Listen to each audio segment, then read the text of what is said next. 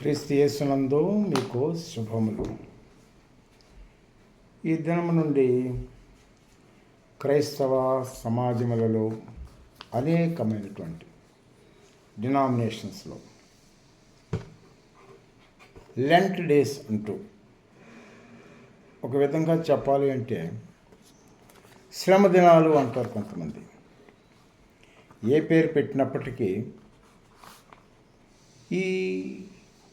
ఈ నెల ఈ దినమున ప్రారంభమై 5వ తారీఖుతో ప్రారంభమై ఏప్రిల్ 20వ తారీఖు వరకు ఈ సంప్రదాయమును అనుసరిస్తున్నారు. ఆచార సంబంధముగా చేయటం వేరు, ఆత్మ సంబంధముగా ఆచరించటం వేరు. దీనిని సీజన్ ఆఫ్ అబ్జర్వెన్స్ అంటారు. అంటే ఆత్మ పరిశీలన సమయము. ఎందుకు ఆత్మ పరిశీలన సమయము? ఇది ఎందుకు సమాజంలోనికి ప్రవేశపెట్టబడినది అని మనం ఆలోచిస్తే,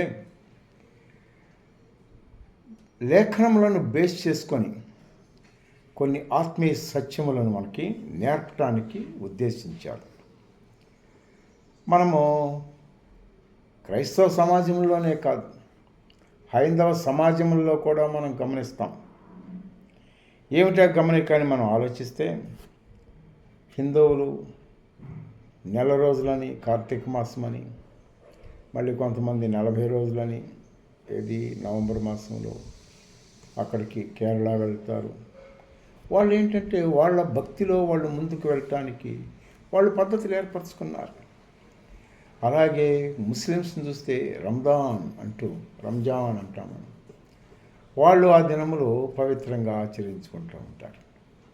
ఇది ఎవరి మట్టుకు వాళ్ళు వ్యక్తిగతంగా తమను తాము పరిశీలించుకుంటూ దేవునికి సమీపముగా వెళ్ళటానికి, దేవుని యొక్క అనుగ్రహం పొందటానికి మానవ ప్రయత్నములు ఇవి.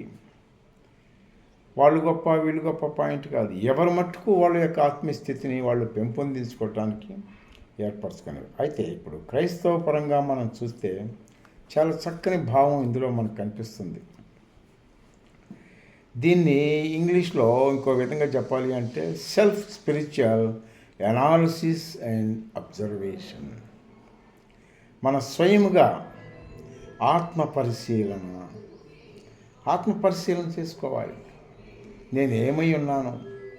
దేవునికి నాకు మధ్య సంబంధం ఏమిటి? దేవుడు నా మాట వింటున్నాడా? ఆయన వద్ద నుంచి నేను జవాబు పొందుతున్నానా? మనకి లేఖనముల్లో 40 దినములు కనపడతాయి 3 భాగములలో.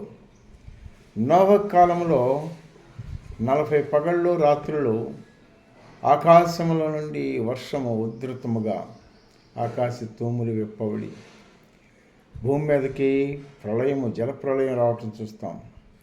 40 దినములు కురిసిన తర్వాత కొంతకాలంలో ఆ నీళ్ళు ఇంకిపోవటం మనం చూస్తున్నాం. అంటే నోవకు ఎందుకు ఆ వాళ్ళకి విధేయత? దేవుడు అన్నాడు తీర్పు రాబోతుంది కాబట్టి ఓడను సిద్ధం చేసుకోన్నప్పుడు అప్పటికి ప్రపంచమునకు వర్షమే తెలియదు. అయినా ఆయన విధేయత చూపించి ఓడను నిర్మాణం చేసుకున్నాడు. దేవుడు చెప్పినప్పుడు ఓడలోనికి వెళ్ళాడు. అంటే విధేయత వల్ల దేవుడు చెప్పిన దాన్ని ప్రశ్నించకుండా చేసిన కారణముగా ఆయన ప్రపంచమునకు వచ్చిన తీర్పును తప్పించుకున్నాడు. కాబట్టి తిరిగి భూమి మీద అడుగుపెట్టగానే జలప్రళయం తర్వాత ఆయన బలిపీఠమును కట్టి, ఆరారత పర్వతం మీద బలిపీఠమును కట్టి దేవునికి కృతజ్ఞత అర్పణలు అర్పించాడు. అంటే మనము ఎప్పటికప్పుడు దేవుని సన్నిధిలో ఆరాధన చేయటం అనేది మనకి అలవాటుగా రావాలి. కంపల్సరీగా ఆరాధన అనేది ఆయన బలిపీఠంలో అంతరార్థము ఆరాధన, కృతజ్ఞత. దానిని కృతజ్ఞత బలిపీఠము అని అంటారు దాన్ని వేద పండితులు. మనలో ఆరాధన అనేది మొదట ప్రారంభం అవ్వాలి. కృతజ్ఞతతో కూడిన ఆరాధన అంటే దేవుడు మనకి ఇచ్చిన రక్షణను బట్టి మనము దేవునికి స్తుతులు చెల్లిస్తున్నామా, ఇది మొదటి మెట్టు. తర్వాత మోషే కాలంలో మనం చూస్తాం, సీనాయి పర్వతం మీద 40 రోజులు ఆయన రాత్రింబగళ్ళు దేవుని సన్నిధిలో ఉన్నాడు. ప్రపంచ ప్రసిద్ధి చెందినటువంటి ధర్మశాస్త్రమును తాను ఏర్పరచుకున్న ప్రజలు, ఇశ్రాయేలు జనాంగము ఇతర జనాంగములలో ప్రత్యేకించబడిన స్థితిలో ఉండాలి. ధర్మశాస్త్రం ద్వారా దానికి సమీపంగా రావాలని దేవుడు ఆకాంక్షించాడు. కాబట్టి దానిని మనం ఆ కాలము మనం ఏమంటామంటే learning, the period of learning అంటాం. మోషే 40 దినములు దేవుని సన్నిధిలో నేర్చుకున్నాడు. ఆయనకు ముందు పూర్వీకుల యొక్క చరిత్ర అంతా, సృష్టి యావత్తు దేవుడు ఆయనకు నేర్పాడు. కాబట్టి రక్షణ పొందినటువంటి వ్యక్తి దేవుని సన్నిధిలో మనకు ముందు గడిచినటువంటి తరముల యొక్క వివరములు, తర్వాత వివరముల గురించి కూడా మనము నేర్చుకోవాలి. అదే దేవుడు నేర్పాడు మనకి. మనము ఏ విధముగా స్తుతులు చెల్లించగలము అనే భావాన్ని నేర్చుకుంటున్నాము. అలాగే లెర్నింగ్ పీరియడ్ కూడా మనలో ఉండాలి. ఆ నేర్చుకునే సంగతి నుంచి మనం మాట్లాడటానికి ఒక విధంగా ఇది కూడా ఒక ముఖ్యమైన పాత్ర, 40 దినములు ఉండటం. ఫైనల్గా మనం చూస్తున్నాం యేసు ప్రభువు కొత్త నిబంధనలో 40 దినములు అరణ్యములో ఆయన ఉపవాసం ఉన్నారు. దేవునికి శోధించబడటానికి. ఏదైనా తోటలో ప్రథమ మానవుడైనటువంటి ఆదాము భంగపడ్డాడు అపవాది చేతిలో. కాబట్టి అపజయం లభించింది. అపజయం లభించిన వాడు దేవుని సన్నిధికి చేరలేడు. ఇప్పుడు యేసు ప్రభువారు పరిశుద్ధాత్మ చేత కొనిపోబడినంటే పోరాటములకు ముందుగానే సిద్ధపరిచాడు పరిశుద్ధాత్మ దేవుడు క్రీస్తు యేసు ప్రభువుని. 40 దినములు ఉపవాసం ఉన్న తర్వాత రేయి పగలు ఏం ఆహారం లేదు. అప్పుడు బలహీనమైన శరీరము బలహీనమైన స్థితిలో జయించడానికి వచ్చాడు. శరీరం బలహీనమే, ఆత్మ బలముగా ఉన్నది. కనుక అపవాది యొక్క శోధనలను దేవుని వాక్యము ద్వారా జయించాడు. వ్యర్థమైన మాటలు మాట్లాడాల యేసు ప్రభువారు. దేవుని వాక్యమునే ఉదరించాడు. ఆ వాక్యమును బట్టి అపవాది ఏం చేయలేక అప్పటికి విడిచిపెట్టి వెళ్ళిపోయాడు. కాబట్టి మనం ఇప్పుడు ఆలోచించవలసింది ఒక విధంగా, దీనిలో ఉపవాసంలో 40 దినముల ఉపవాసం అంటే సహవాసం అని అర్థం. మనం నేర్చుకోవాల్సిన ఒక్కసారి ఏంటంటే, మనము రక్షణ పొందుతాము, జగత్తు యొక్క తీర్పు నుంచి మనం దాటిపోతాము. అది విధేయత వల్ల లభిస్తుంది.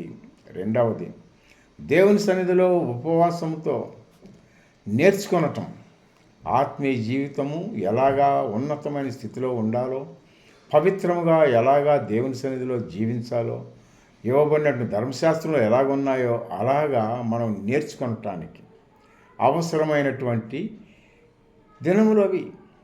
యేసు ప్రభు ద్వారా మనం గమనించింది ఏంటంటే, మనము పోరాటమునకు సిద్ధపడాలి. నేర్చుకున్న తర్వాత we have to war with Satan. మనం గమనించాల్సినది పోరాటం ఉంది, ఆత్మీయ పోరాటం ఇది.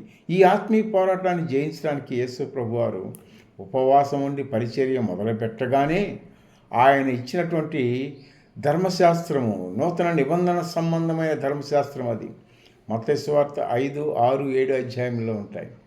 కనుక మనము ఈ దినముల్లో అంటే ప్రత్యేకంగా ఆచారంగానే పెట్టుకోవటం కాదు, ఒక సమయం వాళ్ళు ఉన్నారు, మనము కూడా ఉన్నాం. దీని అంతరార్థం ఏమిటి? విధేయత నేర్చుకుంటాము, అలాగే దేవుని సన్నిధిలో వాక్యమును నేర్చుకుంటాము.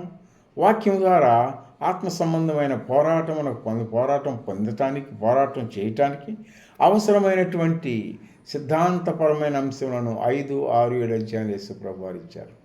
కనుక ఇదేదో ఆషామాషిగా అని కాదు, ప్రార్థనతోనూ వాక్యం యొక్క ధ్యానంతోనూ మనము ఈ 40 దినములు ప్లస్ 7 ఆదివారం కౌంట్ చేసి 40 దినములు అని అంటారనమాట. 7 ఆదివారాలు ఆరాధనలు అవి. కాబట్టి ఏప్రిల్ 20వ తారీఖు వరకు ఈ సంవత్సరం ఈ వేళ నుండి దీనిని భస్మ బుధవారము అన్నారు వేద పండితులు. భస్మము అనగా ఏమిటంటే కాల్చివేయబడిగా వచ్చేది.